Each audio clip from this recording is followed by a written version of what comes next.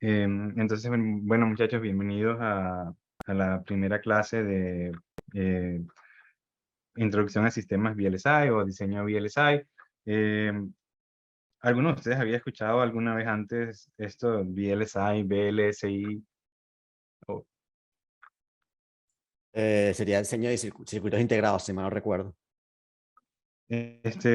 Sí, pero o sea, al final, cuando hablan esto sí de VLSI, usualmente son diseños de circuitos integrados digitales, pero entonces son las iniciales en inglés de Very Large Scale Integration, que es como integración de eh, escalas muy grandes, algo así. Y es porque hoy en día muchos de los sistemas de circuitos digitales que ven son grandísimos, ¿no? Como procesadores, GPUs, etcétera. Y eh, pues sí, bueno, la idea es que esta clase es una introducción a todo este mundo y ya hablaré más de esto pronto, pero todo este material en verdad está basado en material que había preparado antes Visvesh Sate, que es un profesor que está ahora en Georgia Tech.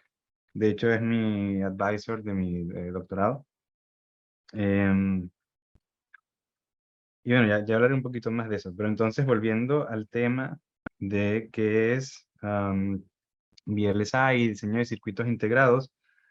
Y el objetivo es que esta clase sea como un primer paso hacia lo que sería todo este mundo de circuitos integrados. Entonces, en inglés lo abrevian ICs y en español le estoy poniendo 6 por circuitos integrados. Em, y ahorita, no sé si alguno de ustedes había visto, digamos, fotos como esta antes, o cuántos de ustedes nunca habían visto una foto así. O sea, ¿me creerían si les digo que eso es una foto, o pensarían que es como un screenshot de alguna cosa en la que estás dibujando en la computadora? No sé, ¿qué pensarían ustedes? Yo se había visto este tipo de fotos de los ¿Mm? circuitos de tarjetas Intel, más que todo, porque lo vi Ujú, ujú. en una electiva, me acuerdo. Ok.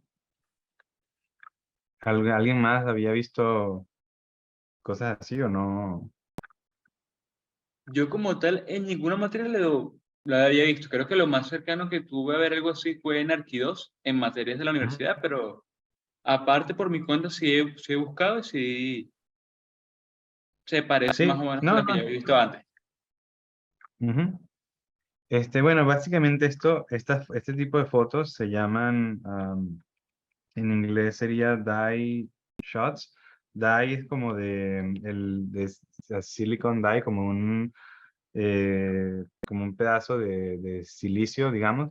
Y todo esto que se ve aquí son como detalles de partes del circuito. Por ejemplo, en este que es de NVIDIA, probablemente estos cuadraditos son todos aceleradores, y esto más grande de repente pueden ser cosas como memoria. No sé, estoy especulando. Estas cosas que están alrededor serían como los pads de input y output del circuito. Am, y el objetivo es que al final de la clase pues tengan una idea más clara de cómo, cuando vean una foto como esta, como de repente más o menos imaginarse por qué se ve así, ¿verdad? Porque tal vez no es claro. Si yo te digo que esta es una foto de un poco de silicio, como que por qué se ve así, en verdad qué hay ahí. Em, y también otro tema interesante es que en verdad ahora es un buen momento para estar estudiando diseño de hardware y de circuitos integrados, porque cada vez son más y más compañías que están también trabajando en esta área.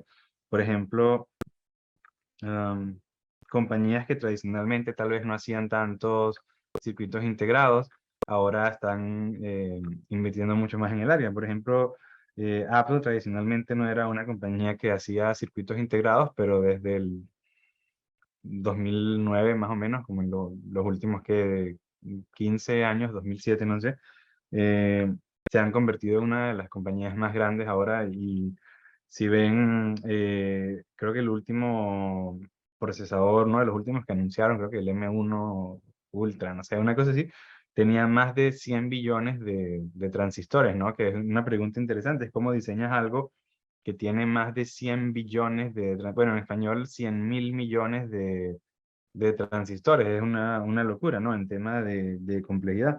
Y entonces ven que igual es una foto parecida, entonces cada uno de estos bloques tiene una función diferente.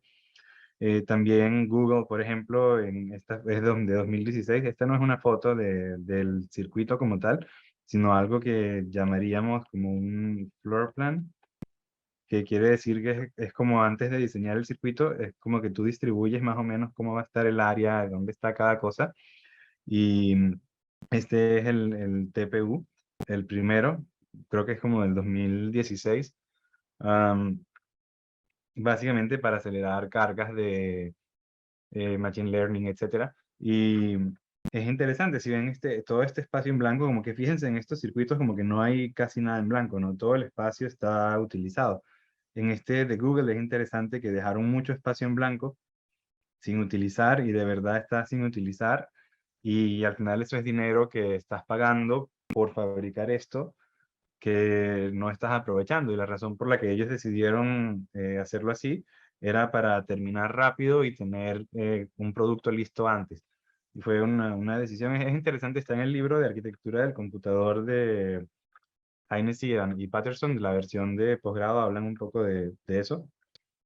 Y luego también hay hay muchos avances nuevos interesantes en diseño de circuitos integrados, por ejemplo, Intel de Intel y AMD. Voy a hablar primero de de AMD. Esto, si te fijas, la idea es que están empezando a hacer circuitos como en 3D, por decirlo así, que en verdad lo que hace es que tomas varios circuitos de estos que son en 2D, digamos como un poco de silicio, y entonces empiezas a poner uno encima de otro y así. Y, por ejemplo, aquí, no sé si se ve bien, pero abajo, lo que sería todo esto es un circuito, ¿ok? Que es un procesador, y después aquí arriba pusieron una memoria, ¿ok?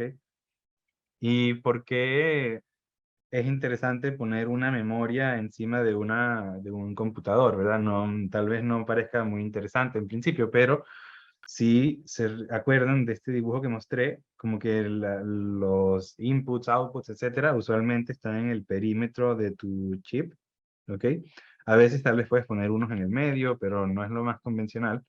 Y si tienes tus inputs y tus outputs aquí, ¿ok? Eso quiere decir que mientras más área tienes, o sea, digamos como que si tu área, si tienes un cuadrado ya va, esto no está, ya. Ok, sí, entonces estaba diciendo que eh, si tienen su chip, imagínense que es un cuadrado, por decirlo así, y entonces el lado del cuadrado es L, ok, mientras hacen más grande el chip, como que el área va a ser L cuadrado, pero el perímetro nada más es 4L, ¿no? Entonces si haces un chip que es muy grande, tienes mucha más área para poner más cosas, pero tienes menos espacio para poner puertos de entrada, salida, etcétera, ¿ok? Entonces, al final, tienes siempre, cuando haces un circuito, tienes que tomar en cuenta cuántos inputs y outputs vas a tener, etcétera, etcétera. Y entonces, de cierta manera, estás limitado. Y si puedes poner una memoria encima de tu computador, en vez de tener que poner inputs nada más por aquí, puedes tener un montón de pines en el medio, ¿ok? Y entonces, digamos, el bandwidth de tu memoria es más alto, etcétera, etcétera. Si tiene sentido, o si tienen alguna pregunta en cualquier momento pueden interrumpir. Entonces, ¿cuál es un desafío de hacer esto? Es que la memoria como tal va a consumir energía, se va a calentar y además el procesador que está por abajo también va a consumir energía y también se va a calentar y entonces disipar energía y temperatura, etcétera, se vuelve un desafío digamos, más grande. ¿Ok? Y un sistema muy interesante de Intel, también hicieron es la misma idea de poner como circuitos en 3D y qué sé yo, y en este sistema tienen algo así como 46 chips, por decirlo así, que es una locura. O sea, cada uno de estos cuadraditos tiene 8 núcleos, son procesadores con 8 núcleos, y luego todo esto es memoria, y estos son inputs y outputs, y aquí se ve más o menos como una vista 3D. Y de hecho se llama Ponte Vecchio. Es de una lectura muy interesante si alguno está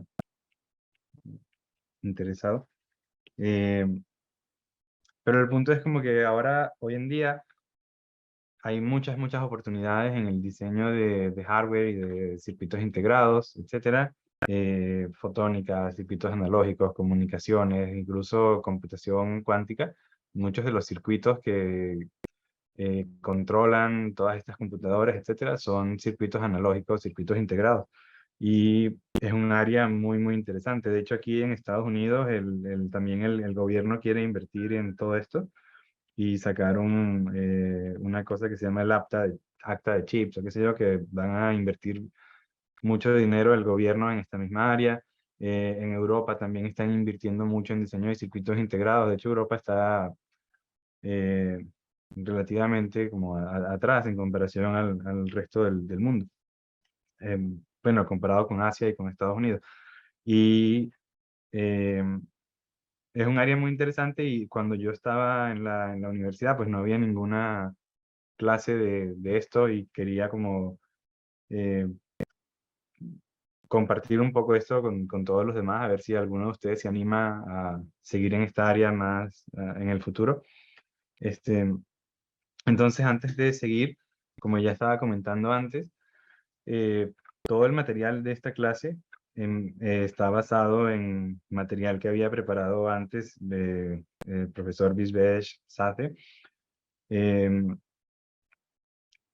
O sea, básicamente él tenía ya el contenido de la clase porque la venía dando por más de 10 años, y tenía entonces como todas sus diapositivas preparadas con las tareas, etcétera. Uy, disculpen. Con todas las tareas, etcétera. Y entonces lo que estoy haciendo es como mi clase es básicamente, ¿sabes? Esta clase es básicamente en cierto sentido la misma clase con algunos cambios. Por ejemplo, estoy traduciendo todas las diapositivas a español, por supuesto. También, pues somos personas diferentes, ¿no? Entonces él tiene su estilo de presentar cosas y yo tengo el mío, pero al final del día el material, pues todo viene de lo que la clase que usualmente enseña Bisbesh. Entonces, de nuevo, pues muchas gracias a Bisbesh por dejarnos usar todo este material, y esta es la página web de su laboratorio. Si alguno de ustedes está pensando en algún momento en aplicar a posgrado, etcétera, le pueden echar un ojo a ver qué tal aquí. Entonces, hablando de eso, quería también hablar un poquito del origen de esta clase. Cuando hice esta diapositiva quería poner animaciones, pero no lo hice. Entonces, como que lo primero que quería era como una anécdota de algo que me pasó a mí cuando estaba haciendo mi pregrado en la Simón. En una clase de arquitectura del computador, me acuerdo que un proyecto que había era escribir código en Verilog para un procesador RISC-V sencillo. Am, y me acuerdo que alguien preguntó la pregunta que siempre hacen, ¿verdad? Como, ¿para qué va a servir esto? Y la respuesta del profesor, pues, como en cierto modo deja mucho que desear, ¿no? La respuesta era que todo eso que estábamos haciendo nunca iba a servir para nada, a menos que consiguieras trabajo en Intel, y eso nunca iba a pasar. Esa fue la respuesta. Am, y pues, primero que nada, no es verdad. Y después, como que me parece una respuesta terrible de un profesor, eh, porque es bastante desmotivante, ¿no? Entonces, no sé si alguna vez alguno de ustedes ha escuchado algo parecido. Pero también parte de la idea de esta clase es ver que no es así, que hay mucha gente de Latinoamérica que trabaja en diseño de chips. Hay, de hecho, compañías grandes como Synopsys, que hace mucho software para diseño de circuitos integrados, etcétera. Tiene mucha gente trabajando en Chile, por ejemplo, y no sé si en más lugares. Hay una universidad en Colombia, en la Universidad de Santander, Universidad Industrial de Santander en Bucaramanga.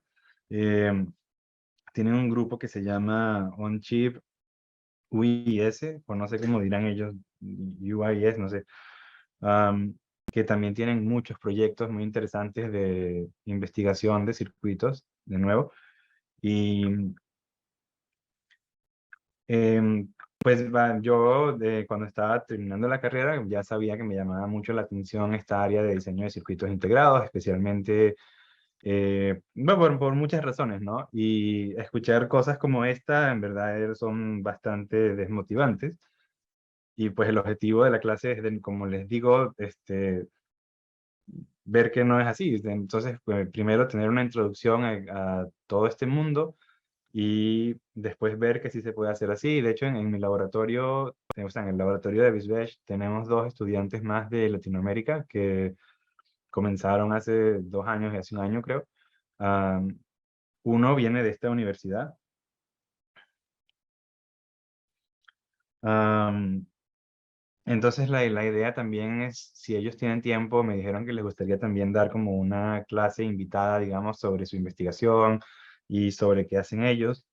Em,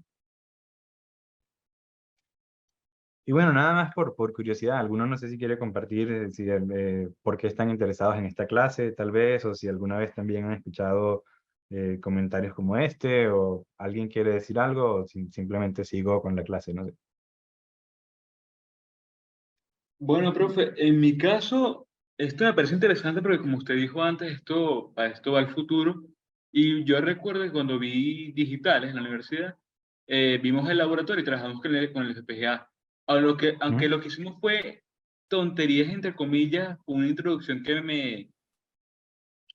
me pareció bastante buena y bueno, aunque me parece un poco complicada la arquitectura de computador unido, la verdad es que no estaría cerrado a la posibilidad de investigar un poco más a futuro. Sí, bueno, gracias por compartir. César, correcto, sí. Em, bueno, entonces, siguiendo con la clase, este, bueno, un poquito sobre mí para que sepan como que quién soy, digo. Yo me gradué en la Simón en 2018. eh, Soy de corte 12. Me gradué también en 6 años y no, nunca me atrasé, digo, entonces también me imagino que muchos están en la misma situación. Estoy haciendo mi doctorado en la Universidad de Washington en Seattle, Estados Unidos. Entonces no soy profesor, ¿verdad? Soy un estudiante de doctorado. Eh, Bisbesh, que es mi advisor, cambió de universidad, ahora está en Georgia Tech, en Atlanta. Y pues por ahora todo parece que a partir de enero voy a estar por allá yo también. Em, entonces él usualmente daba esta clase en la Universidad de Washington y yo estoy tratando de decidir si me gustaría quedarme en la academia o más de trabajar en una compañía, etcétera. Entonces, aunque en las universidades de investigación grandes, etcétera, los profesores no los contratan por dar clases, sino por tener tu grupo de investigación, etcétera. eh, Igual dar clases es como una gran parte del trabajo, ¿no? Estás mucho tiempo dando clases, etcétera. Entonces, quise dar la clase yo.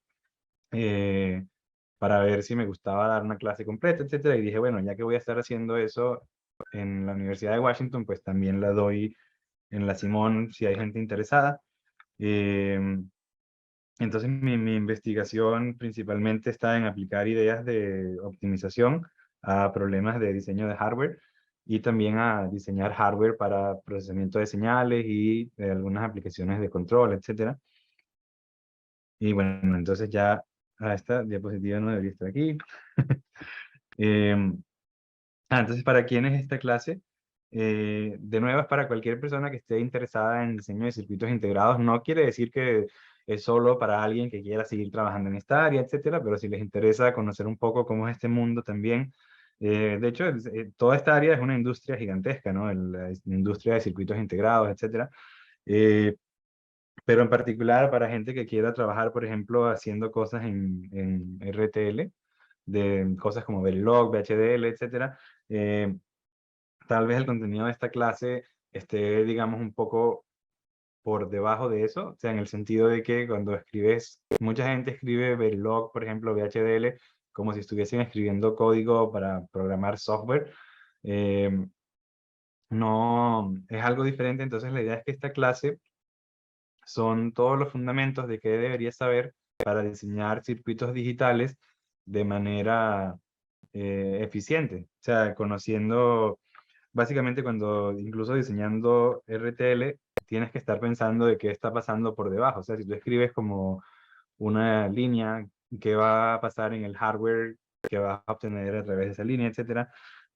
También para gente que quiere diseñar circuitos digitales directamente, lo que en inglés llamarían custom digital, que son circuitos que tienen que ser muy rápidos o tienes que estar diseñando con mucho cuidado. Eh, Circuitos de señal mixta, que son circuitos que mezclan circuitos digitales con analógicos. Por ejemplo, piensa en un ADC.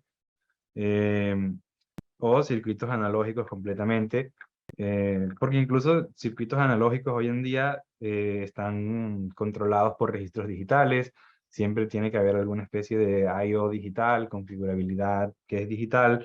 Eh, Gente que trabaja en arquitectura del computador también es interesante saber de circuitos de diseños integrados, porque básicamente dependiendo de qué escala estés trabajando, pero si estás trabajando en un procesador, muchas de cuando estás digamos, diseñando un procesador o cualquier acelerador, etcétera, muchos de las restricciones que vas a tener van a venir de la tecnología que estás utilizando, del tipo de circuitos que estás construyendo.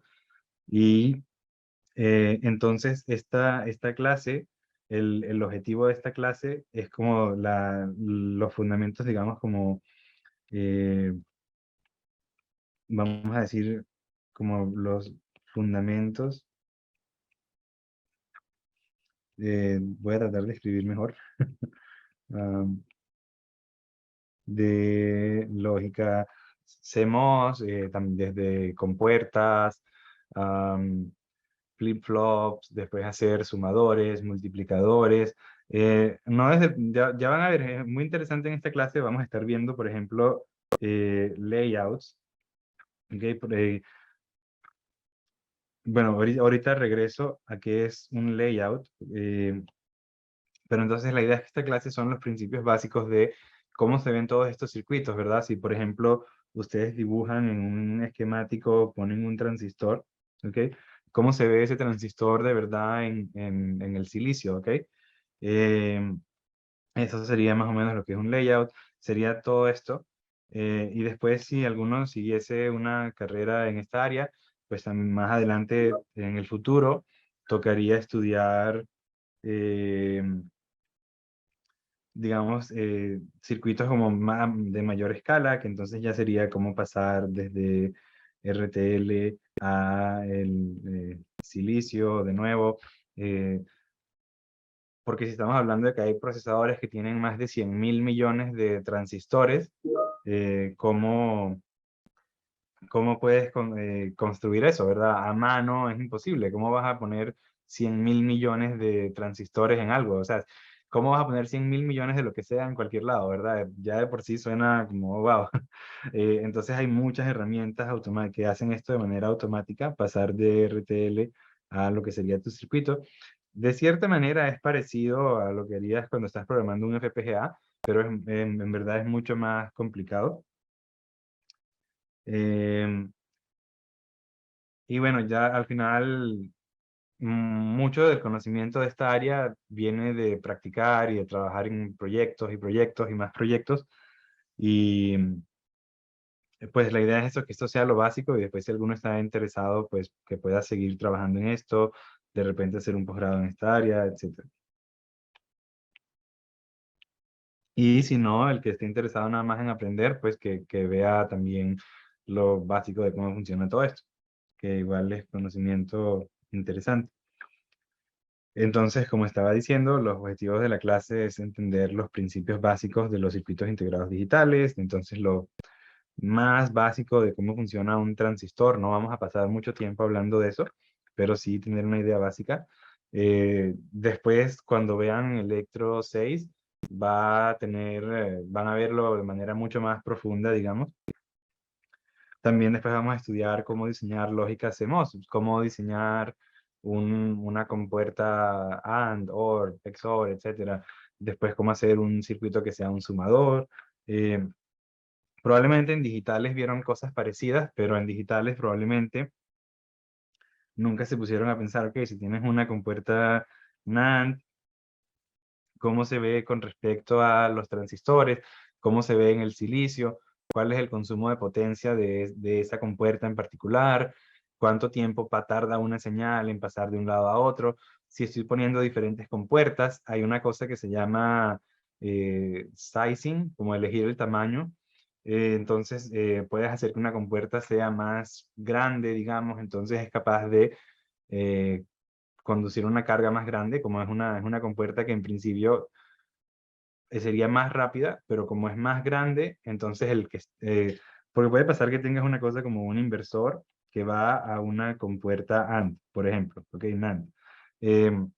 Si esta compuerta es muy grande, entonces lo que sea que venga acá, si esto está cargando, digamos, un capacitor, pues este capacitor se va a cargar muy rápido, pero entonces ahora este circuito tiene que conducir esta compuerta que es mucho más grande y entonces se vuelve más lento.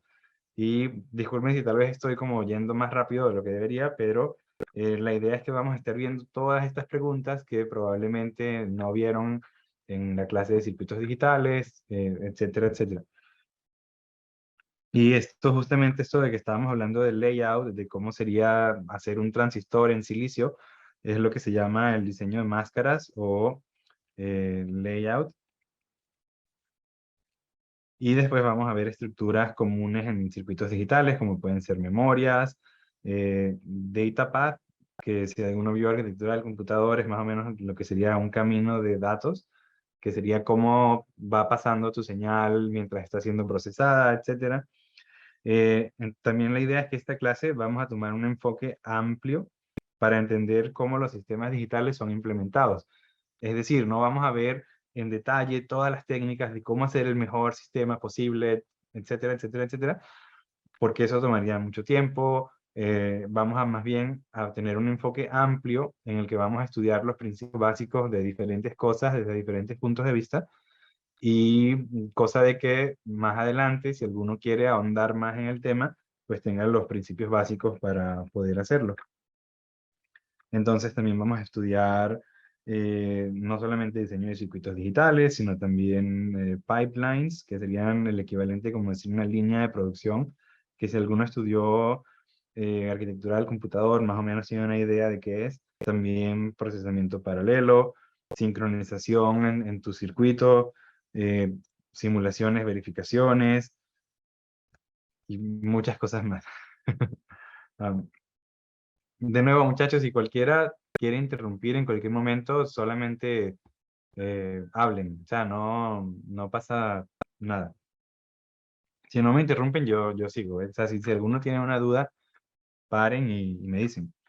Eh, entonces, de nuevo, el énfasis de la clase está en básicamente estudiar lo básico para entender, analizar y diseñar sistemas. Tal vez no el mejor sistema, pero sí entender los principios básicos y si alguno de ustedes quiere después seguir en esta área, pues pueda encaminarse a diseñar sistemas reales. Y aquí están las mismas fotos que estaba mostrando al comienzo de la clase. Entonces ya hablamos un poquito más de todo esto. Bueno, esta clase va a ser un poco larga en el tema de como logística y objetivos, pero después va a estar más interesante. Entonces, este curso, como les decía, no va a ser un curso para estudiar la teoría de los MOSFETs y los semiconductores en general. Eso va a ser con Electro 6. Tampoco vamos a estar estudiando de nuevo diseño especializado, etcétera. Y tampoco vamos a estar estudiando la teoría básica de circuitos, por ejemplo, circuitos RC o RLC o lo que sea. Eh, Todo eso se supone que ya lo han estudiado antes de tomar esta clase. Y entonces sí vamos a estar viendo una primera introducción al sistema VLSI, vamos a estar viendo un modelo básico de MOSFETs y cómo nos puede ayudar a analizar compuertas. Y una cosa importante es que esta clase usualmente es un montón de trabajo y tal vez podemos hablar un poco de eso ahora. para este tipo de diseño se necesitan herramientas de software que son herramientas comerciales que no van a tener una licencia, ¿ok? Y no las van a poder conseguir por ahí tampoco. Y usualmente son herramientas muy costosas, etcétera. Entonces, las compañías que las diseñan, como Synopsys o Cadence, usualmente se las venden a las universidades a precios más baratos para que las puedan utilizar.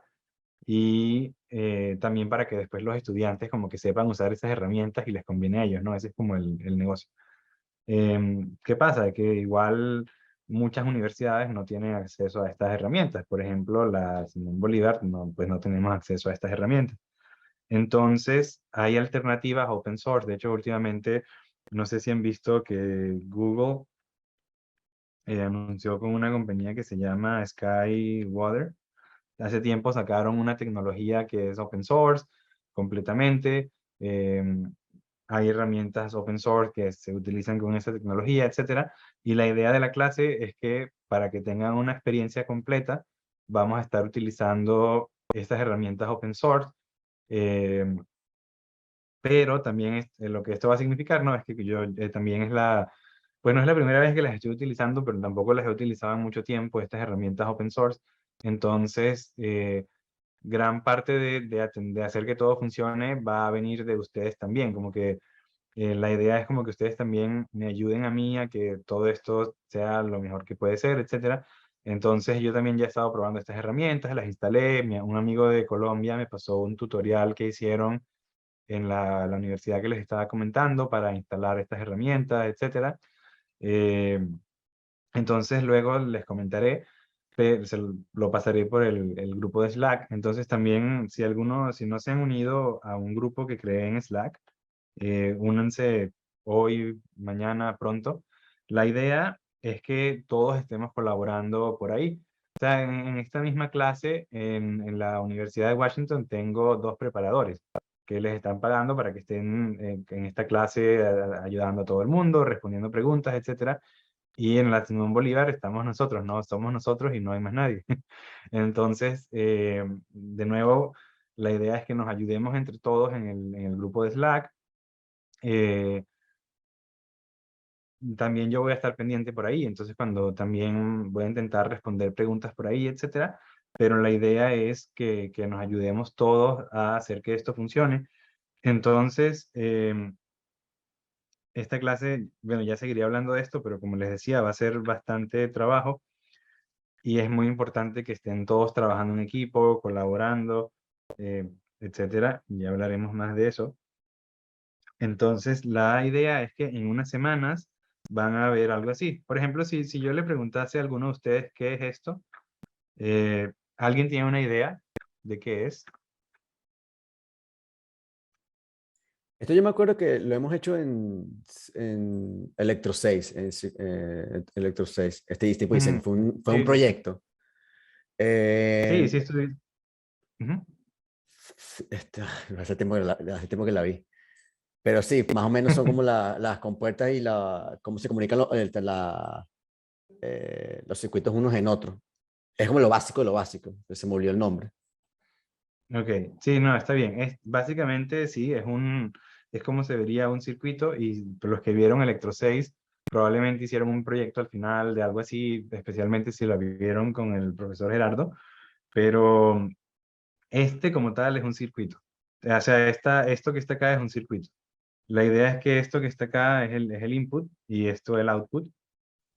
Entonces, bueno, esta sería la vista usando el software que vamos a usar, que es open source, que se llama Magic. Y este sería utilizando el software comercial que se llama Virtuoso, que no vamos a usar, pero bueno, dejé la foto. Eh, pero ¿alguno tiene una idea de qué circuito sería?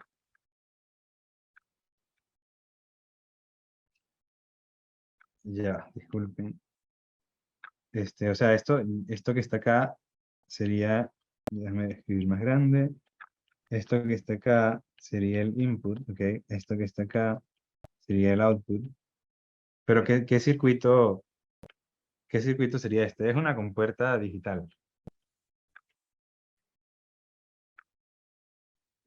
Pues sin pena, ninguno tiene que saber porque la idea de la clase es aprender, pero ese es como el punto, ¿ves? Que esta es una cosa que es un inversor, ¿ok? El circuito que esto representa es un inversor.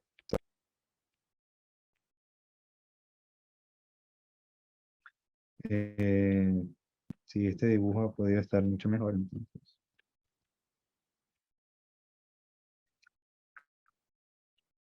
Y tal vez ninguno había visto antes nunca algo así, no tenían la menor idea de qué es esto, a menos que lo hayan visto en Electro 6.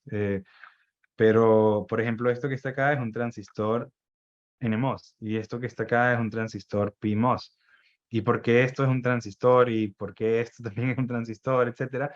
Pues lo vamos a ver más adelante en la clase y cómo hacer cosas más complicadas también, pero pues a esto va. Entonces la idea es que en unas semanas van a estar haciendo una tarea de construir esto y si todo sale bien para el final del curso, o sea, un trimestre, vamos a estar construyendo algo mucho más grande. Entonces, este sería como el proyecto final que usualmente hacen en la Universidad de Washington. Esto que está acá es algo así como un register file y esto que está acá es tiene que ver más como, creo que este era una ALU, que es como un circuito que hace diferentes operaciones de acuerdo a la configuración que pongas. eh, y entonces pues se dan cuenta que tiene mucha más complejidad, etcétera. Si todo sale bien, tal vez hagamos un proyecto así, o tal vez hagamos un ejemplo de cómo pasar de Verilog a un circuito. Todavía no estoy seguro de cómo vamos a hacer, pero la idea es que pase lo que pase, pues tengan una idea de por qué esto se ve de esta manera, etcétera. Entonces ahora hablando un poquito de las tareas y cómo va a ser la evaluación, eh, hay una tarea semanal, pero en verdad la tarea ni es requerida ni es evaluada, ni aquí ni en UW. UW es la Universidad de Washington. Simplemente son ejercicios, digamos, que están resueltos. Entonces ustedes pueden descargar los ejercicios, verlos, intentar hacerlos y ya después pueden ver las soluciones. Y la idea es que complementan un poco lo que estamos viendo en clase. em, pero de nuevo, estas tareas en verdad nadie la va a ver, en el sentido de nadie la va a evaluar. Ojalá todos ustedes la vean, ¿no? Em, Después vamos a tener estas tareas CAT, que las voy a seguir llamando CAT, entonces ya me van a escuchar hablando de CAT 0, CAT 1, CAT 2, etcétera. Estas son, en verdad van a ser 5, solo que la primera no es evaluada y un mini proyecto al final, si todo sale bien. Entonces estas son tareas de diseño. Básicamente vamos a diseñar algo, ¿ok? Por ejemplo, la primera tarea va a ser probar transistores. Ya después la segunda es hacer un inversor. De repente la última es hacer un flip-flop. Y ya después el proyecto es hacer algo más grande. Entonces, esto estoy abierto a escuchar qué me dicen, pero esta es la misma fecha que estoy poniendo en la otra clase, viernes a las 2 de la mañana. Como que, ¿por qué eso tan arbitrario? Pues lo que estaba pensando era que si lo pongo, en verdad eso es el jueves, ¿no? O sea, viernes a las 2 de la mañana es lo mismo que decir la noche del jueves, ¿no? Estaríamos como que de acuerdo. Es la noche de jueves a viernes. Entonces, si digo que la tarea está para el jueves, ¿verdad? Por lo menos, si se las pongo para el viernes a la noche, pues les arruino el viernes en la tarde, ¿no? Entonces no la quiero poner el viernes. Por la misma razón no la quiero poner el domingo ni el lunes. Entonces, bueno, el jueves. Entonces una opción era decir que va a ser el jueves a medianoche, pero entonces luego están los que empiezan tarde y si empiezan tarde las tareas aquí no las van a terminar. O sea, yo como buen estudiante comenzaba las tareas el último día y nunca terminaba las tareas a tiempo. Y son tareas que te pueden tomar días completos, ¿verdad? O sea, te planeen como suficiente tiempo con antelación para hacer las tareas. Pero bueno, el punto es que las estaba diciendo ponerlas el viernes a las 2 de la mañana, que es decir, el jueves un poquito después de medianoche.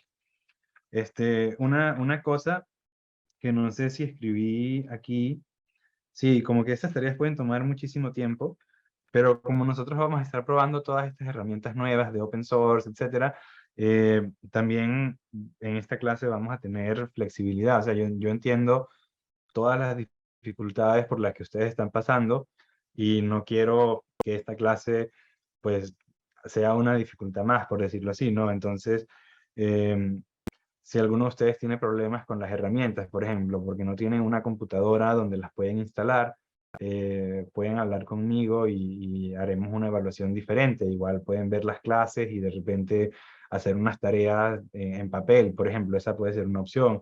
O porque no, cada quien tendrá su situación particular, no tienen por qué decirlo ahora, pero cualquiera siéntase libre de mandarme un correo, de hablar conmigo. También entiendo que tal vez alguno esté trabajando en su casa y se va la luz y entonces va a ser difícil terminar, etcétera. O sea, no quiero que esta clase sea una dificultad para nadie, ¿verdad? La idea es que sea algo en lo que todos podamos aprender y eh, pues tengan eso en cuenta. Aquí en la Universidad de Washington la clase es muchísimo trabajo, pero esta gente tiene todo el software comercial instalado, tienen dos preparadores que están siempre disponibles para ayudar, etcétera, etcétera, etcétera. Aquí estamos nosotros con todas las dificultades que hay asociadas a la situación que todos conocemos y pues tengan en cuenta que si a veces las diapositivas dicen como que sí, tenemos que tener esto listo, tal, tal, tal, pues hay bastante flexibilidad, ¿no? Después, cuando estén diseñando circuitos integrados, van a ver que son un montón de herramientas. Como que primero que nada, todo es en herramientas que están en Unix o en Linux. Absolutamente todo funciona mejor en Unix, Linux. Muchísimas cosas no están en Windows. em, Pero bueno, igual si alguno usa Windows, como que el tutorial que les voy a poner dice cómo instalarlo en Windows también las cosas open source, pero digamos las cosas comerciales no funcionan en Windows. Eh,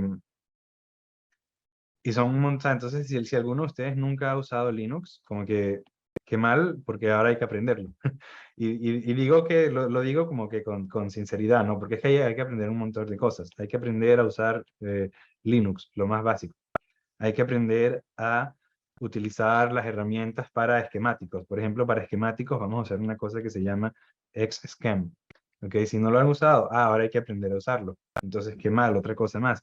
Si nunca han usado Magic para hacer layouts, también hay que aprender a usarlo. Si nunca han usado una cosa que se llama NetGen para ver que tu layout está bien, por decirlo así, pues también vamos a tener que aprender a usarlo. Entonces son tantas cosas que hay que aprender a usar que puede ser un poco, pueden sentir que están saturados en algún momento por la cantidad de cosas diferentes que hay que aprender, además de la clase, que por eso es que es tan importante que estemos trabajando todos en equipo, en Slack. Cuando alguno tenga un problema, pónganlo ahí y entre todos nos vamos ayudando para lograr resolver todo esto. Y entonces estas herramientas CAD son fundamentales para cualquier tipo de diseño que estén haciendo, las van a seguir utilizando. Y la idea es que mientras más las conozcas y mientras mejor seas con las herramientas, en el futuro menos tiempo tienes que dedicar a ver cómo se hace algo y puedes utilizarlo en pensar cómo hacer un mejor circuito, un mejor sistema, etcétera. Y bueno, sí, mientras el trimestre avance, vamos viendo cómo vamos avanzando en la clase y en los proyectos y vamos asignando más proyectos y más tareas. Y bueno, ya hablé un poco de esto, de que vamos a tener un proyecto final y de repente también tendremos una presentación de todo evaluando cómo se vaya desenvolviendo el sistema. Em, de nuevo, por ejemplo, aquí el consejo que usualmente dan para esta clase es que si inscribes esta clase, no inscribas muchas materias más, porque la gente de repente para esta clase puede trabajar más de 20 horas a la semana, no sé. Yo entiendo que, bueno, primero, es una filosofía diferente. Aquí en un semestre nadie inscribe más de 3 clases, por ejemplo. Eh,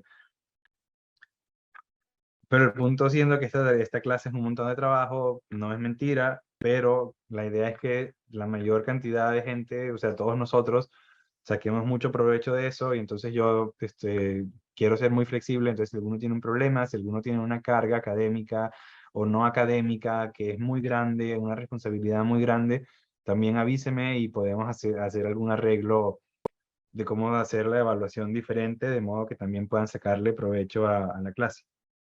Entonces, sí, de nuevo, la evaluación van a ser los primeros dos. El primer CAD es de hacer funcionar las herramientas, no vale nota. Después los siguientes dos proyectos, 10% cada uno. Bueno, 15, 25, no hay mucho que añadir, ¿no? Y un mini proyecto, 20%. Y sí, el proyecto y el examen está por verse. Creo que es bueno tener un examen. No va a ser algo demasiado complicado. Eh, si no tenemos examen o no tenemos proyecto, como que lo que hacemos sería escalar la nota, digamos. O sea, si no hay proyecto, entonces la nota es sobre 80. Y si no hay examen, entonces es sobre 60 y después llevamos a 100, no sé. Um, sí, bueno, consejos de nuevo para las tareas. Empiecen con tiempo. Las tareas largas van a tener por lo menos 2 semanas para trabajar en eso. Hagan grupos y colaboren en Slack.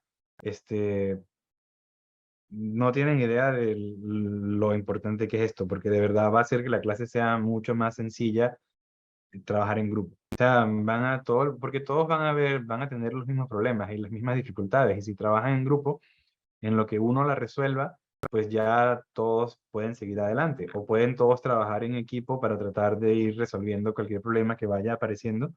Eh, También por eso creé el grupo de Slack, para que sea fácil. También pueden crear, por ejemplo, o yo voy a crear más adelante, por ejemplo, un grupo dentro del Slack que sea nada más para hablar de Cat Zero, por ejemplo, el tutorial de las herramientas, etcétera. Y yo también voy a yo también he estado instalando estas cosas en mi computadora para ver que todo se puede hacer, ¿no? O sea, no los voy a poner a hacer algo que no estoy seguro que se puede hacer. Entonces, o sea, también aclarar eso. Y después lo otro es que, bueno, si alguno de ustedes mientras está trabajando, por ejemplo, si están probando comandos para instalar algo, pueden como que hacer un documento de Word, o Google Docs o lo que sea con lo que están haciendo, y eso puede ser un pequeño tutorial que después le puede servir más adelante a alguien, porque también mi idea es, estas clases las estoy grabando para que ustedes las puedan ver después y también para que estén después disponibles en internet, en caso de que si alguien quiere ver estas clases más adelante, pues también les sirvan. Em, Porque hay muchas clases grabadas de diseño VLSI en internet y en YouTube, pero están todas en inglés, no he visto ninguna en español, entonces también pensé que era una buena oportunidad para grabarlo y bueno, queda todo en internet y si hacen tutoriales, pues más adelante alguien que lo esté viendo le puede servir y también como para dar un poco más de incentivo, si hacen tutoriales, también entonces después hay un bono en la nota. eh,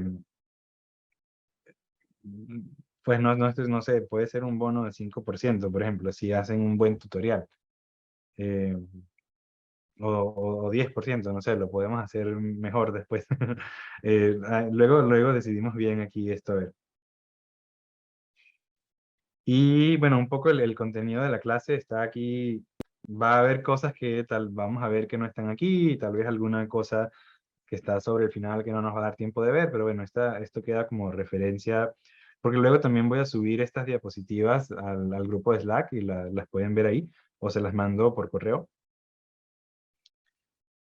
Em, sí, estas diapositivas las hizo, como les decía, Bisbesh, y tienen algunas cosas interesantes que van a estar saliendo ahora, y las dejé para mantener el tono. Pero bueno, esta clase de nuevo es un montón de trabajo y esto es verdad, diseñar es un arte que se aprende practicando, especialmente en el tema de circuitos digitales. Eh, Básicamente aprendes haciendo proyectos y por eso es que es tan importante hacer los proyectos y por eso es que también pasé y vamos a pasar tanto tiempo haciendo que las herramientas open source sirvan para que de verdad vean cómo es hacer un circuito digital, etcétera. Y aunque todo es práctica, está todo fundamentado en algunos conceptos y circuitos básicos y algunos principios de lógica digital. Por eso vamos a estar aprendiendo y haciendo al mismo tiempo. De nuevo, las tareas toman mucho tiempo. eso es inevitable. No es como que yo les quiero poner tareas largas a todos para que sufran y así yo me voy a divertir aquí. No, no. Lamentablemente las tareas toman mucho tiempo porque aprender a hacer esto toma mucho tiempo. Y de nuevo tendremos flexibilidad. O sea, de nuevo no quiero que nadie se quede por fuera, digamos, por razones externas, ¿no? De nuevo, entonces la clase es difícil en el punto de vista del trabajo, pero no es por diseño, no es que estemos haciendo una clase difícil, sino por necesidad. Y de nuevo, hablen conmigo si alguno tiene una carga muy importante, etcétera, y no dejen que se les acumule el trabajo durante el trimestre, porque también es una situación difícil. Venir a las clases en Zoom no es obligatorio, de nuevo. Las clases van a estar grabadas y van a estar después en internet para que las puedan ver más adelante.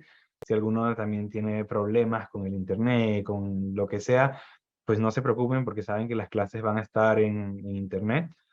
Eh, igual que las diapositivas, como ya comenté. Y esto es un proverbio, ¿no? Escucho y olvido, veo y recuerdo, hago y entiendo. Y también es verdad, o sea, esta es la filosofía de esta clase también. Y de nuevo, por eso es que hay tantos proyectos. Eh, también hay mucho material que cubrir. O sea, son muchísimos temas en la clase, más tienen que aprender a utilizar todas estas herramientas. Y pues porque hay tanto material que cubrir, entonces no podemos solamente estudiar la teoría, también hay que estar haciendo la práctica, diseñar, etcétera. Pero al estar diseñando, practicando, van a estar también aprendiendo. Esta es una clase que también va a ser diferente a muchas clases que hayan visto antes, porque muchas veces las clases son de teoría y repasar un concepto y etcétera, etcétera. Y esta clase mucho se aprende en la práctica. Eh, a mí personalmente también me gustan mucho las clases que son teóricas, pero diseño de circuitos digitales tienes que aprenderlo eh, practicando. De nuevo, por eso el énfasis en los proyectos. Este, sí, de nuevo, no es que queremos asustar a nadie, de verdad tiene que ser mucho trabajo y este curso no, van a ver que muchas de las cosas que estudiamos no son demasiado difíciles desde un punto de vista intelectual, pero es como beber de un hidrante, que es lo que está acá, ¿ok? Sería esta foto. Y la idea es que es más o menos un chiste de que es tanto contenido, que a veces puede ser abrumador, pero al final no es que haya algo que sea demasiado difícil teóricamente o matemáticamente, sino simplemente es demasiado contenido que hay que cubrir. Entonces, como logística, como comenté en el correo anterior, vamos a tener 2 clases a la semana, ¿ok? Eh, de 2 horas cada clase y tal vez tengamos algunas semanas una clase extra de 1 hora. Eh, puede ser para tutoriales de las herramientas, preguntas o para ponernos al día si nos estamos quedando atrás con el material. Eh, Y de nuevo cuento con su ayuda porque también esto es un montón de trabajo para mí y si entre todos nos ayudamos va a ser más fácil.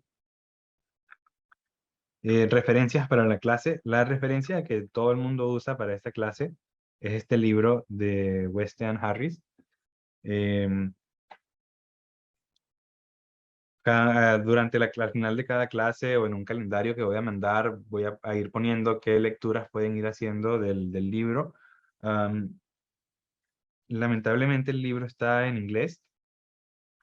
Si no entienden algo en el libro, etcétera, siempre pueden preguntarme y si no, también la idea es que la clase todo sea como autocontenido en la clase, ¿no? Yo no asumo que todo el mundo sabe hablar inglés, etcétera, etcétera, pero si pueden hablar inglés o leer inglés, básicamente, este es un muy buen libro que todo el mundo utiliza y les voy a ir recomendando lecturas de ahí.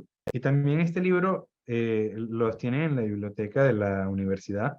Me acuerdo que lo leí cuando estaba terminando el pregrado también es muy bueno. Cubre más o menos los mismos temas de la clase desde otro punto de vista. Y también clases grabadas en YouTube del mismo tema. Hay una de UC Berkeley muy, muy buena, 100% recomendada, pero el problema es que está también en inglés. Y esta es una clase de ETH Zurich que es más bien como, es una clase de diseño digital y arquitectura del computador. Entonces, más que nada es para repasar cosas que tal vez ya sabían, pero también es muy buena. La recomendaría también al 100%.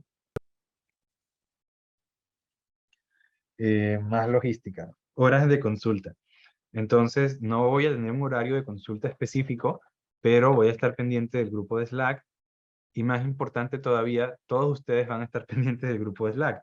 Entonces, si tienen alguna pregunta, bueno, la opción 0 es preguntar en clase si la pregunta sale durante la clase, ¿no? Ahora, si ya después de la clase no sale la pregunta, sale después, pues pueden preguntar en la siguiente clase, ¿no? Siempre estoy feliz de contestar cualquier pregunta durante las clases. Después, el siguiente punto sería preguntar en Slack. Y si alguien pregunta en Slack y saben la respuesta, pues también respondan en Slack y entre todos nos ayudamos. Y yo también voy a estar respondiendo preguntas por ahí. Después también en los libros de referencia que estoy poniendo, muchas veces van a estar las respuestas a las preguntas. Em, y después también si hay una pregunta que mucha gente tiene o una pregunta que es difícil de responder o es interesante, podemos hacer una reunión, la gente que esté interesada y hablar de eso un rato o hablar de eso durante la clase, etcétera. Y también si alguno tiene algún tema que quiera hablar conmigo, pues mándenme un mensaje directo en Slack o mándenme un correo y también podemos ponernos de acuerdo para hablar. También estaría contento de hablar con cualquiera en particular. O sea, digo, pero bueno, esta es más o menos la idea, es que este sea el orden. Y estén pendientes de Slack. Ah, sí, esto no lo traduje. Pero la idea es que las clases, aquí lo que dice es de años anteriores. ¿Ok? Entonces dice, la idea es que sea cómo van a ser las clases basadas en clases anteriores. Eh, los primeros 5, 10, 15, 20 minutos, la idea es responder preguntas que tengan, después de dar la clase, después tomar un pequeño descanso de 5 o 10 minutos, que hoy no lo tuve porque comenzamos tarde, pero bueno, luego sí lo tendremos, y después seguir con la clase y terminar con preguntas y algunos ejercicios, etcétera. Y más logística, pero sí vamos a aprender algo hoy, eventualmente. Am, Como les estaba comentando, vamos a utilizar la tecnología Sky 130 de esta compañía que se llama Skywater. Entonces vamos a hacer una pequeña pausa aquí, no una pequeña pausa de la clase, sino una pausa para hablar. Cuando yo digo la tecnología 130 de Skywater, ¿alguno tiene la menor idea de qué significa eso? Pues se puede referir a tanto a la versión como quizás, bueno, sí, no digo versión en general, pero quizás puede ser qué tipo de herramienta se utiliza ahora a diferencia de las versiones bueno, sí, versiones anteriores, no sé cómo explicarme. Sí, no, no, muchas gracias por la respuesta. ¿Alguien más tiene algún comentario?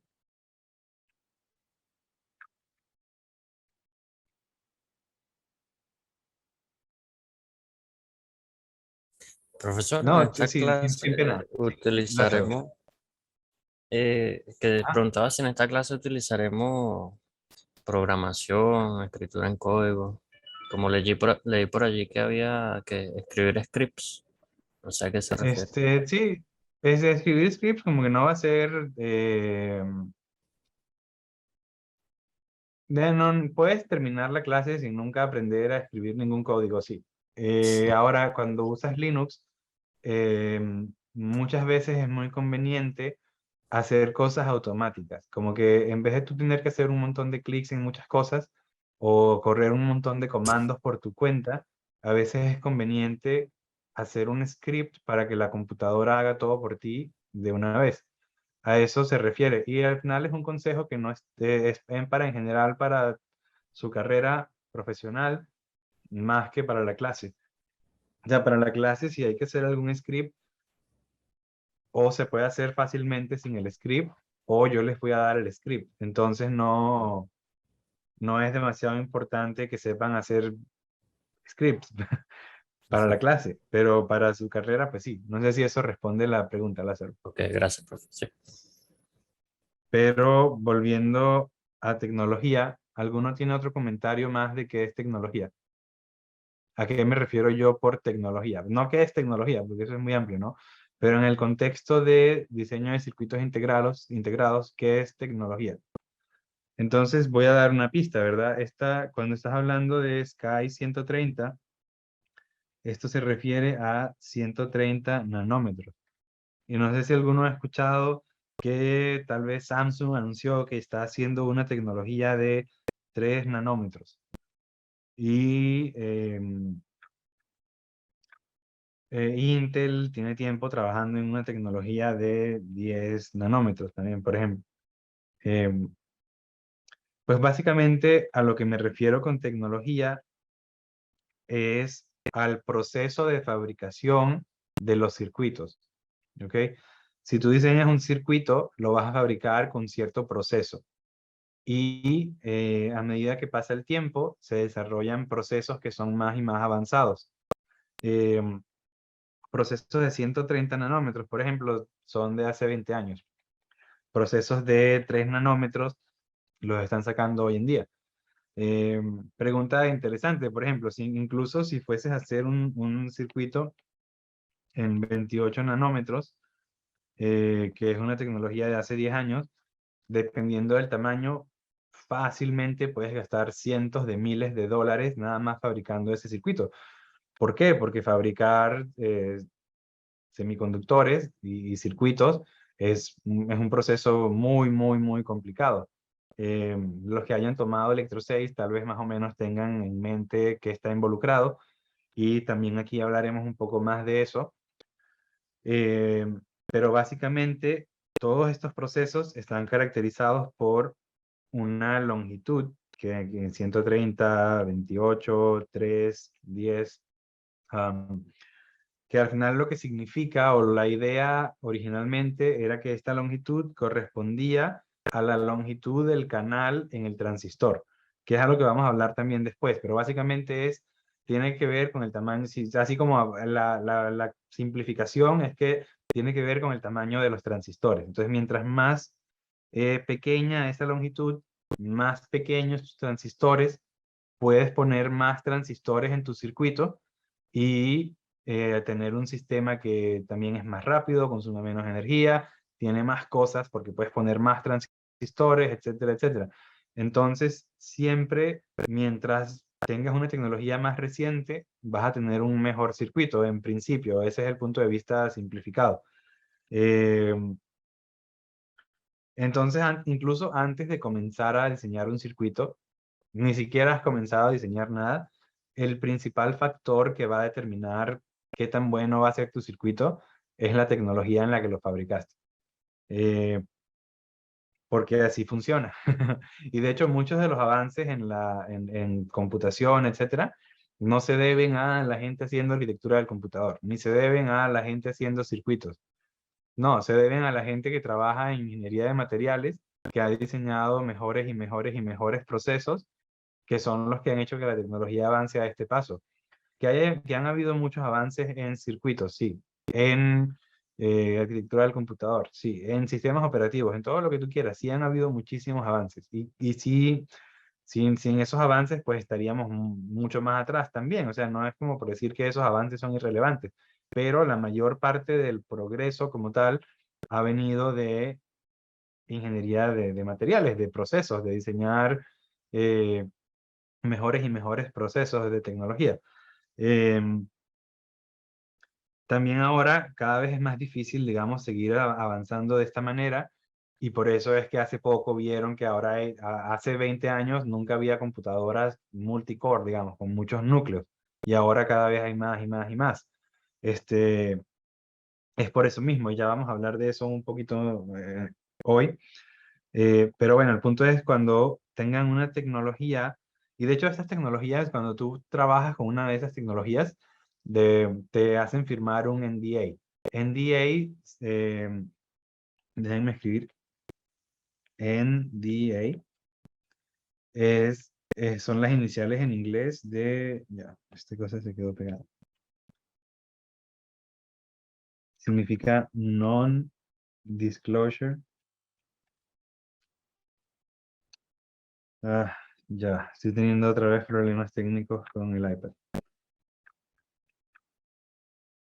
Bueno, entonces les decía, cuando están usando una tecnología para fabricar circuitos, tienen que firmar algo que se llama NDA o NDA, que son las iniciales de Non-Disclosure Agreement. Entonces, agreement es acuerdo y non-disclosure quiere decir que no le vas a decir a nadie. Entonces, básicamente es un contrato que dice que la información de ese proceso no se la vas a decir a nadie. Porque básicamente esto es una competencia, ¿no? Entre las diferentes compañías que fabrican circuitos integrados, es una competencia de quién hace la mejor tecnología. Y parte de lo que ha pasado con Intel, no sé si han visto que el precio de las acciones de Intel ha bajado mucho, y tiene que ver con que hace tiempo Intel dejó de ser el líder en tener la mejor tecnología de fabricación y han tenido ciertos problemas que han seguido a raíz de eso. Y bueno, entonces el punto es que cuando vayan a trabajar con una cosa de estas, siempre van a tener que firmar un NDA. Y entonces algo muy bueno de utilizar esta tecnología Sky 130 de Skywater es que es open source. Básicamente es gratis, cualquiera la puede utilizar, todo el mundo ve lo que hay ahí, no hay que firmar nada, que es una ventaja muy, muy buena, en verdad. Básicamente es una iniciativa de Google que quiere hacer circuitos para más gente, etcétera, etcétera, como más accesibles. ¿Alguno tiene alguna pregunta más de esto o ya voy a seguir? Yo quería comentar lo del Non-Disclosure Sí. Agreement, Ujú. que me da risa porque ya tiene más sentido, que yo he visto que muchas compañías, cuando aquí, por lo menos aquí en Estados Unidos, me he dado cuenta que muchas te preguntan si has trabajado en en otras áreas o compañías que tienen non-disclosure agreement por el hecho de usar el software o hasta conocimientos. Y eso es una problemática porque entonces, si hasta los mismos conocimientos que no los puedes aplicar, ¿cómo evalúas eso? O sea, puedes hasta ver temas de demandas cuando utilices esas herramientas en otra compañía, hasta ya sea competencia u otra que no tiene nada que Ujú. ver. Lo he visto mucho, en verdad. Las que trabajan con las Sí, compañías sí, sí, no, de tecnología. sí, sí, sí, y no tiene nada que ver, o sea, digo, no es nada más con semiconductores y circuitos, sino en muchas áreas y al final es lo que dices, ¿no? Como que cuando haces algún producto, algo para una compañía, al final es propiedad de la compañía, no es propiedad tuya. Entonces no, la idea es que no puedes andar, por si vas a otra compañía, no puedes decirle a la otra compañía los secretos de la compañía anterior, ¿verdad? Porque si firmaste un acuerdo de estos y la otra compañía se entera, pues te demandan, etcétera. Es todo un problema. De hecho, ya me voy a quedar sin pila en el lápiz, pero bueno. Sí, el punto al final es que sí, no, hay una cosa muy interesante, es que incluso si estás en uno de los como por cargos más altos en una compañía, en el tema de dirección de a dónde va la compañía, muchas veces incluso firmas uno que se llama non-compete, como no competencia, que dice que si dejas de trabajar para esa compañía por 1 o 2 años, no vas a trabajar para ninguna compañía en una área parecida. Porque básicamente tú sabes hacia dónde va a ir la otra compañía en el futuro, etcétera. Es un tema muy delicado y interesante también, ¿no? Pero bueno, siguiendo con la clase y buena intervención, gracias, Jacobo. Pero siguiendo con la clase, eh, sí, tareas tarde, si van a subir una tarea tarde, avísenme 24 horas antes, a un día antes, para saber.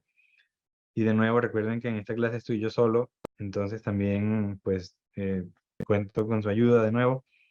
Si hay alguna cosa que digo que va a ser un bono, por ejemplo, como el hacer un tutorial, etcétera,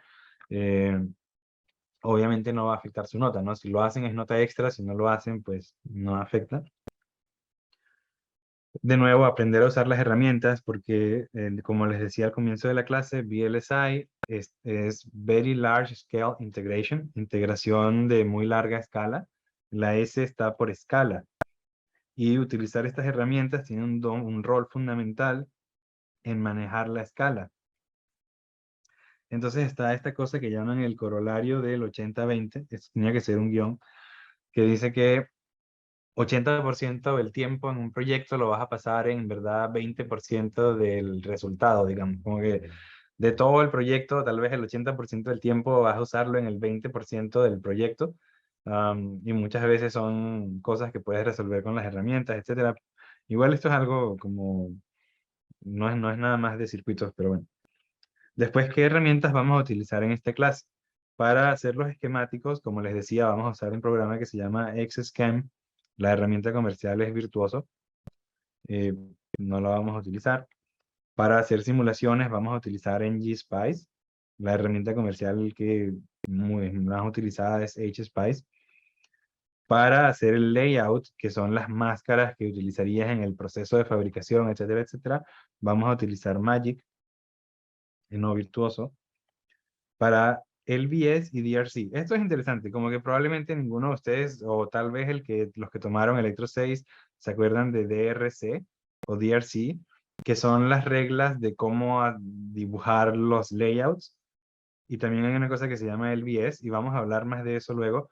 Básicamente, como les estaba mostrando antes, cuando les dije que había un dibujo de un inversor y era una cosa que se veía así, ya van a ver que hacer layout es dibujar rectángulos, y todos ustedes se van a convertir en expertos haciendo rectángulos. Y DRC es una regla que te dice cómo hacer esos rectángulos, como que cuando un rectángulo está muy cerca de otro y cosas así. Y todo tiene que ver con reglas de fabricación, porque al final muchos rectángulos van a ser metales, por ejemplo. Y si tú pones dos rectángulos que sean metales, cables muy cerca, tal vez al momento de fabricarse se conecten y haya un cortocircuito. Y entonces ya eso no es conveniente, ¿no? Entonces, hay reglas que te dicen, si vas a poner dos metales cerca, no pueden estar más cerca de esto, porque si no, no podemos garantizar que se va a hacer bien, etcétera, etcétera. Todas esas reglas se llaman DRC o DRC, que básicamente viene de Design Rule Constraints, que son design es diseño, rule es regla, y constraint es como requerimiento. Entonces, como son las reglas para diseñar en este proceso, básicamente. Y luego otra cosa que es muy importante, que tal vez ninguno de ustedes ha escuchado antes, se llama LBS o LBS, que significa Layout versus Schematic.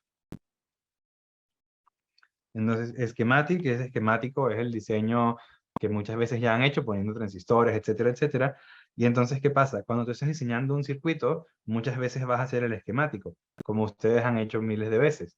Pero si vas a hacer el circuito digital, si no estás haciendo algo en un breadboard, por ejemplo, sino que estás haciendo un circuito digital, eventualmente tienes que hacer el layout, como vimos del inversor.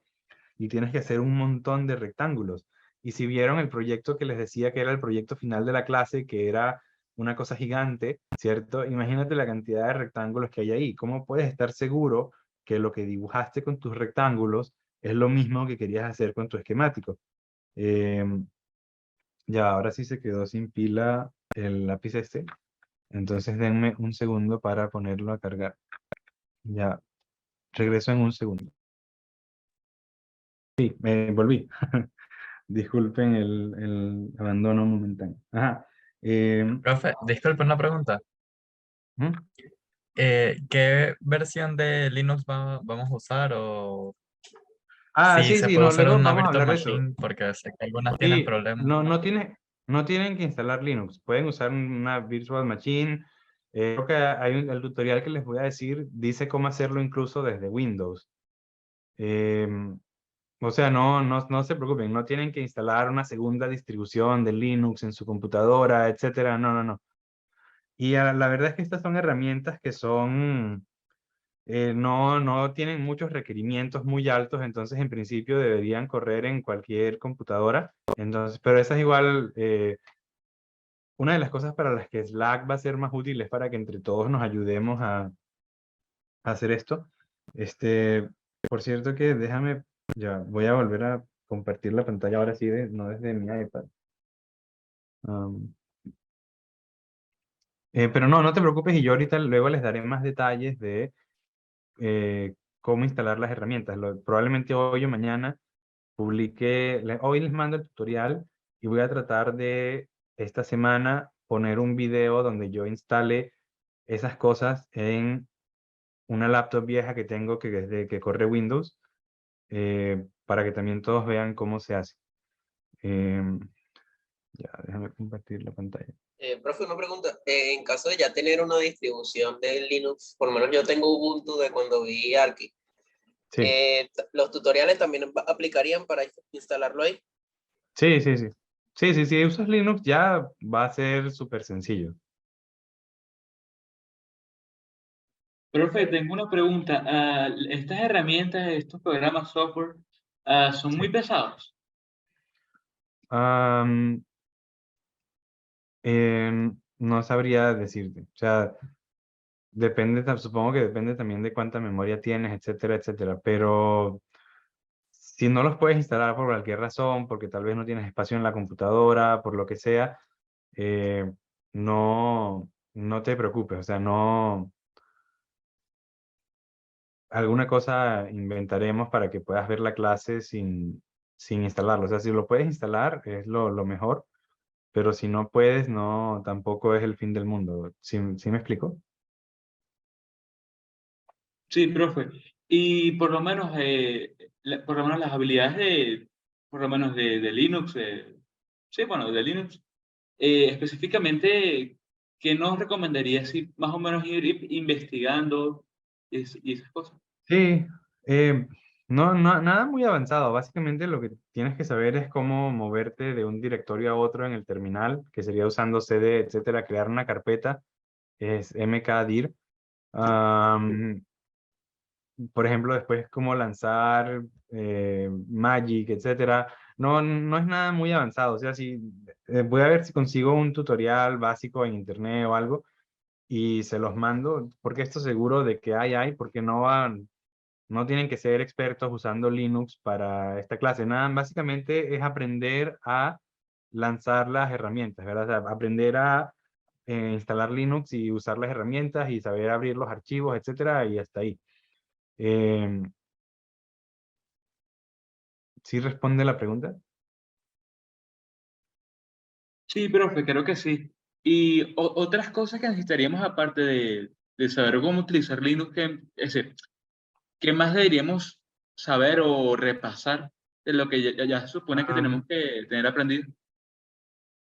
no, de conocimientos, pues con tal más o menos se acuerden de circuitos RC y lo básico de transistores, pues estaríamos bien. Igual transistores vamos a hacer un repaso y circuitos RC, pues sí tienen que haberlo estudiado antes, ¿no? Eso creo que se ve en el segundo año. Digo, ya probablemente todos ustedes estudiaron circuitos RC. Sí, sí, sí. Sí, sí. Y, y ya, hasta ahí. O sea, no. Si alguno ve en algún momento en la clase que hay algo que no han visto, etcétera, me pueden contactar y yo les puedo mandar alguna referencia para que lo estudien también. Ah, Ok, profe, gracias. ok, sí, pues entonces volviendo a la clase, les decía que esta cosa que se llama LBS, que es Layout versus Schematic, es para asegurarte que el esquemático que diseñaste con XSChem en verdad es lo mismo que querías hacer que diseñaste con tu layout, o sea, con tus rectángulos. Y eso se revisa en nuestro caso con esta herramienta que se llama NetGen para LBS. Magic revisaría los DRCs. En la herramienta comercial que todo el mundo utiliza se llama Calibre. Y esto se llama Parasitic Extraction. Quiere decir que cuando se acuerdan, cuando hay un transistor, siempre hay que si una capacitancia parasítica de no sé qué, y una inductancia, etcétera, etcétera, etcétera. Esto lo que quiere decir es que a partir de tu layout, de cómo dibujaste tus transistores, vas a tener la resistencia de cada cable, las capacitancias de todo, todo, todo, y eso básicamente de tu dibujo, de los rectángulos, lo puedes sacar, y creo que lo hace el mismo Magic. Esa sí tengo que revisar, no estoy 100% seguro. Pero bueno. Y después ya siguiendo, sí, lo que estábamos hablando de Unix, pues básicamente saber usar lo básico de navegar entre directorios, que hace esta cosa de CSHRC. eh, no es nada misterioso, básicamente es como una configuración personal donde tú pones algunos comandos particulares para hacer tu vida más fácil, por decirlo así. Cualquier tutorial básico va a explicar esto. Este, y después, editor de texto, si están usando Visual Studio Code, algo así, todo bien. En Linux es muy cómodo usar, por ejemplo, VI o Emacs. Yo no usaba ninguno de estos antes, y cuando comencé el doctorado, mi advisor me dijo como que sí, tienes que usar alguno de estos dos. Y ahora uso VI, y sí hace una gran diferencia y uno se vuelve mucho más productivo. Pero si no han usado alguna cosa de estas antes, pues tal vez no vale la pena que lo empiecen a usar ahora, desde el punto de vista de no queremos que sea más abrumador de lo que tiene que ser la clase, ¿no?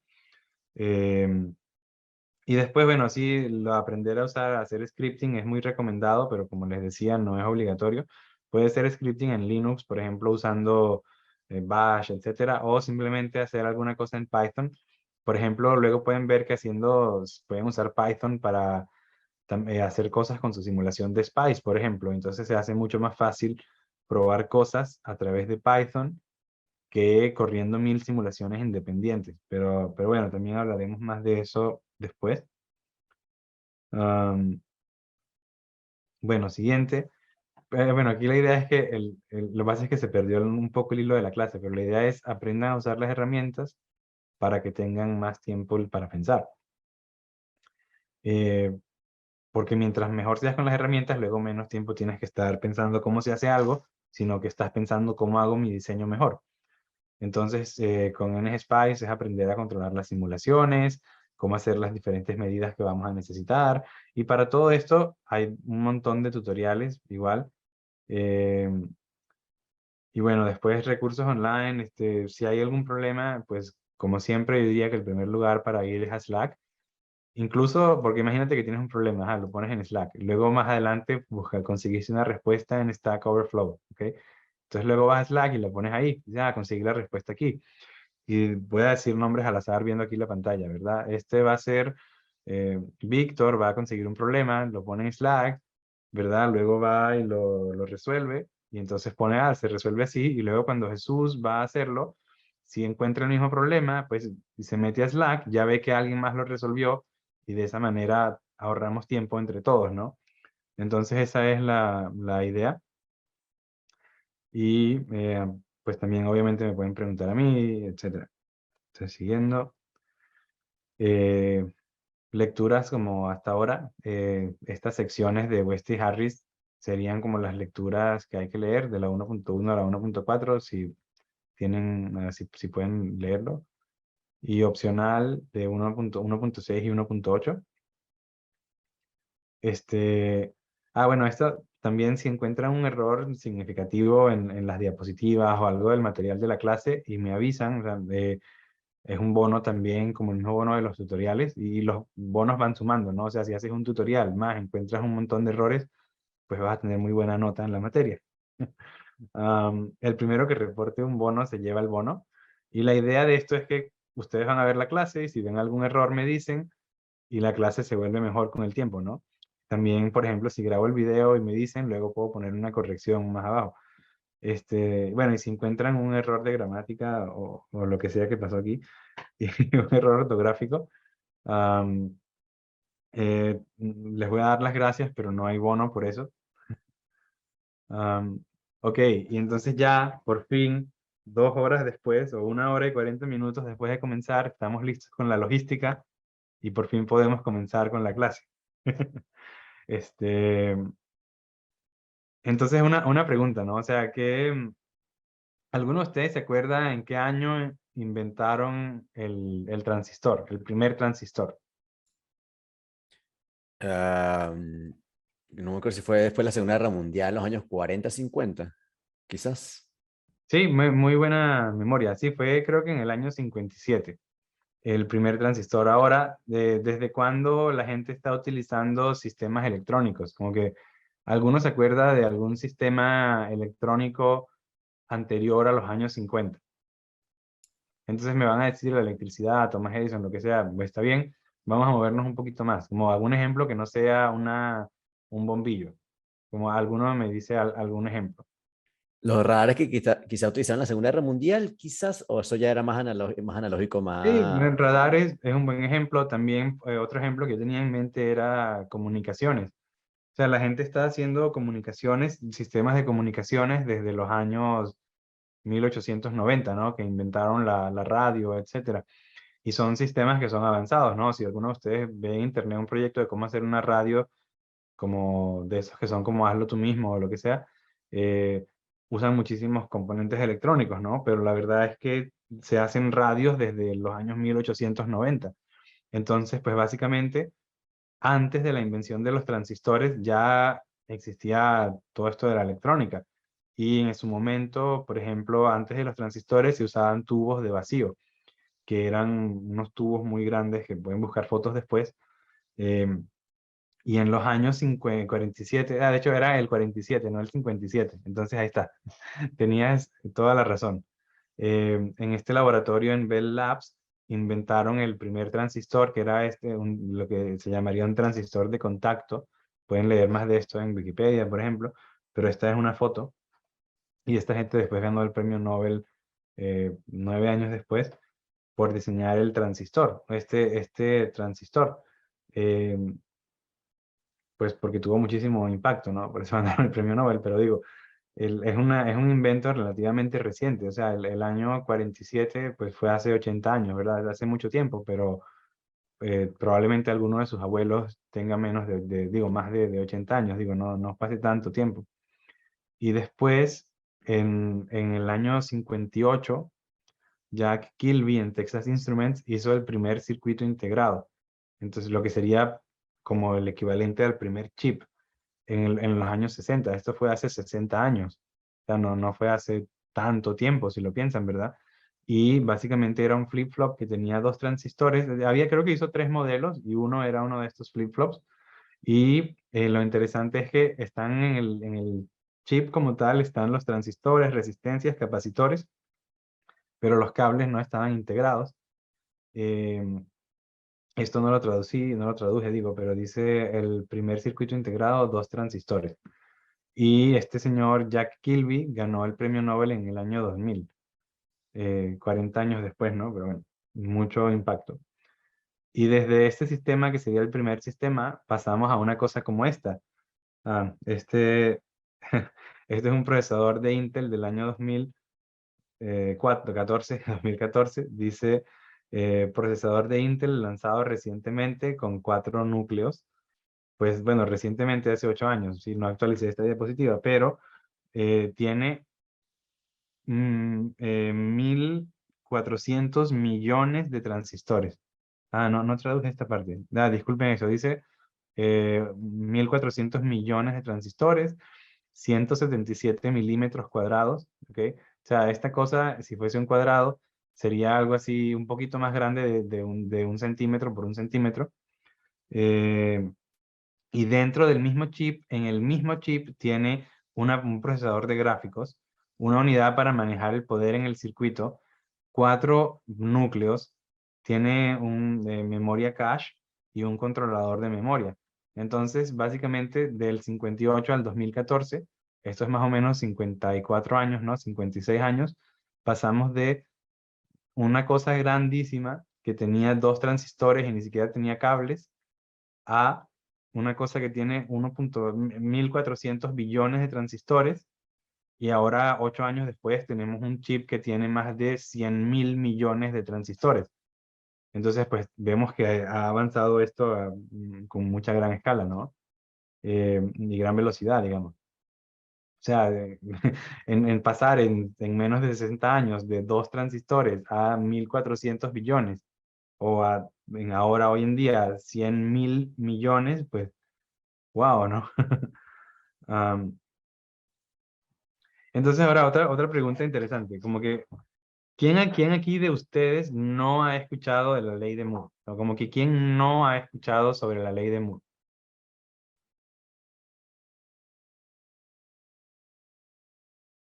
Buenísimo, todos han escuchado. Entonces ahora, eh, ¿cuántos de ustedes han escuchado que la ley de Moore terminó, por decirlo así?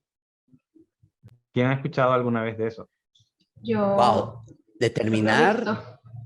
determinar, no me acuerdo muy bien. Yo sé que era una problemática fuerte. Ok, pero has escuchado de una problemática fuerte. Buenísimo. Y Yo, Ujú. disculpe. Bueno, Sí, yo sí. cuando estaba viendo arquitectura del computador, en uno de los videos que estaba viendo, decía que, la ley de Moore, que cada cierto tiempo se duplica el número de transistores que se pueden meter en el mismo Sí. lugar. Entonces, ese mismo video decía que después de tantos años, o sea, en 2020, ya no se iba a poder meter más transistores porque o sea, no iba a poder funcionar siendo tan pequeño. O sea, que Ok. por lo menos la ley. Era la problemática del calor. La mayor problemática de los transistores, si mal no recuerdo. Ya el calor, pues, ya no pueden estar más pequeños. Ya literal el calor, creo que era el calor que los destruye. Si mal no recuerdo. Ok. ¿Alguien más ha escuchado como, o alguien ha escuchado lo contrario? ¿Alguien ha escuchado que no está terminando?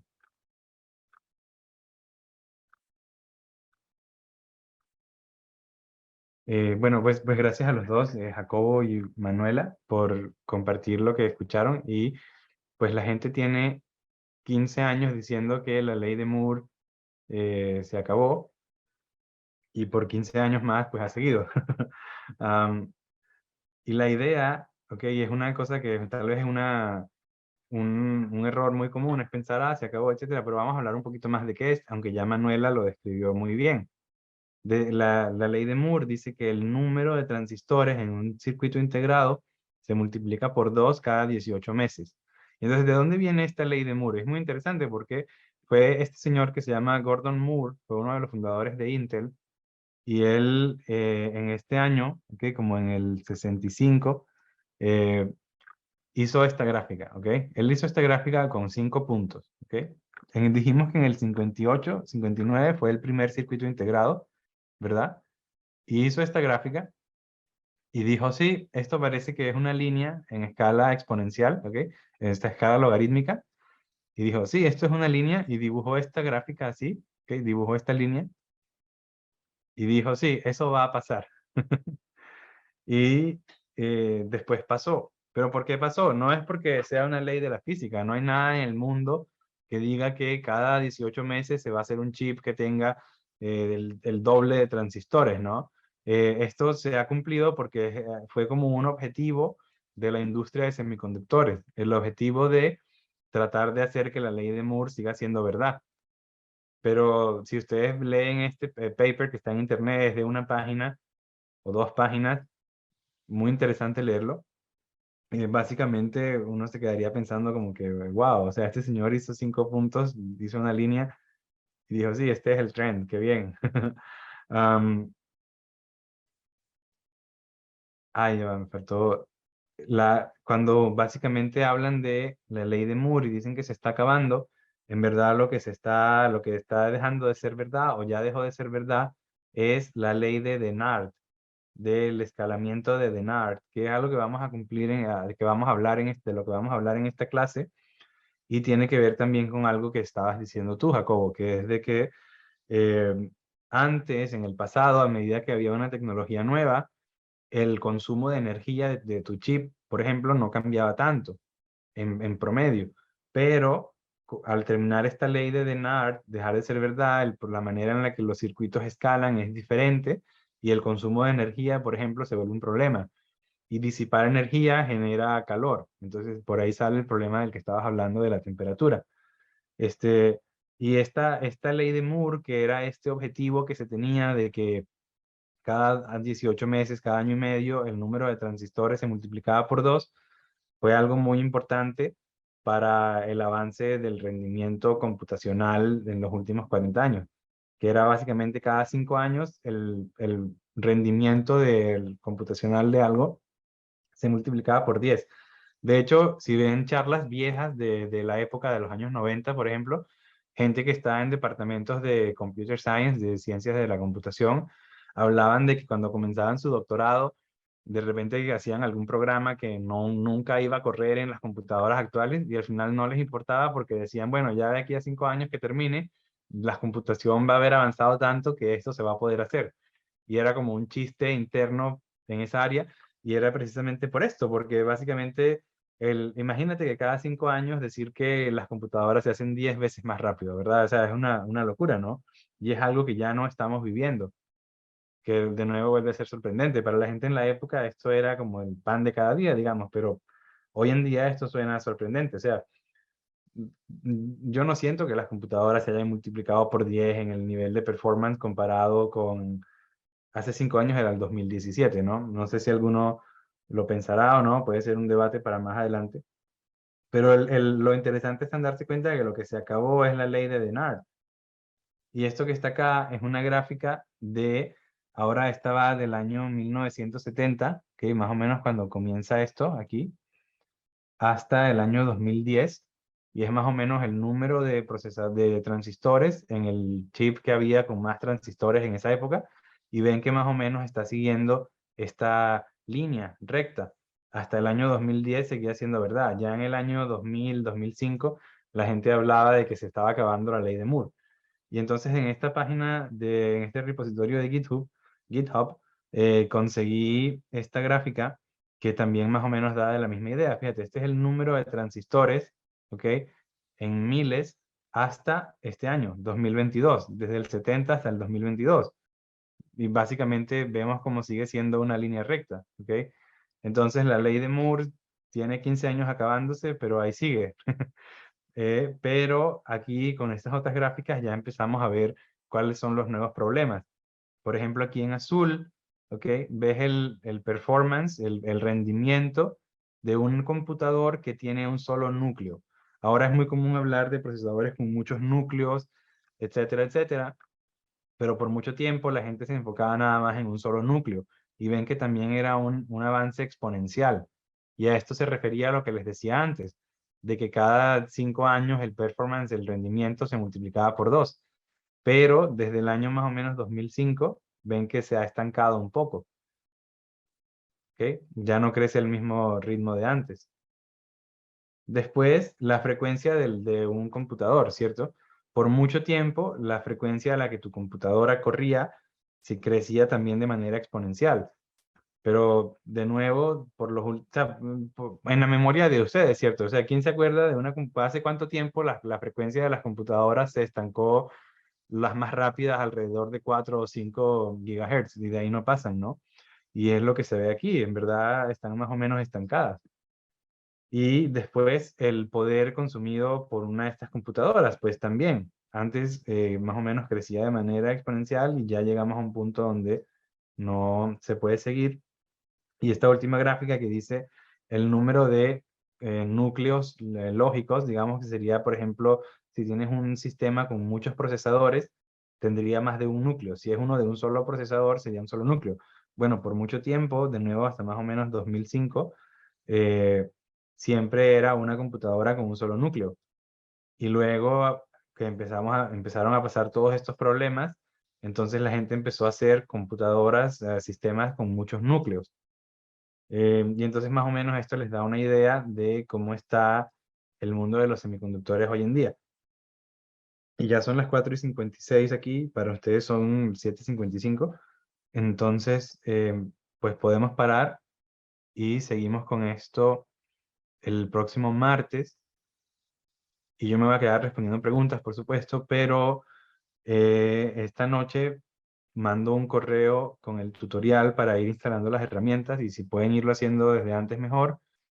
Y voy a intentar hacer también un video tutorial donde yo lo haga en Windows y ustedes también lo puedan seguir.